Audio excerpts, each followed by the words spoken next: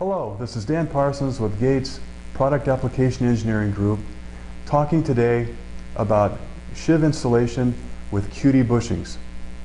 QD bushings can be mounted in either a conventional fashion with the bushing flange facing closest to the equipment, or in a reverse position with the flange facing away from the equipment towards the end of the shaft. Either is acceptable. Choose the one that places the sheave closest to the equipment to minimize overhung load. For this demonstration, we'll just assume the conventional position. The first step in installing a bushing will be to prepare the shaft. Clean it with solvent, emery cloth, removing burrs or sharp points, and some users prefer using products like Loctite to aid in removal down the road. With the shaft prepared, mount the bushing by placing a screwdriver into the saw cut to enlarge the bore just a slight bit, and then slide it onto the shaft and place it in the desired position.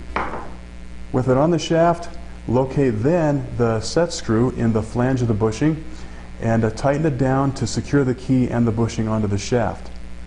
Next, slide the sheave onto the bushing all the way in and look for clearance holes in the bushing flange with threaded holes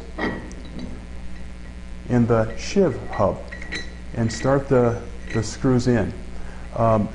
Place all three screws in and tighten them in a rotating pattern, alternating around to keep the torque and the tightening even, and draw it up to about half the recommended bolt torque level, and pause for a moment and make sure that the sheave is in alignment with the adjacent sheave that we'll be running together with, and secondly, to check for any axial runout that might have occurred from uneven tightening of the bolts.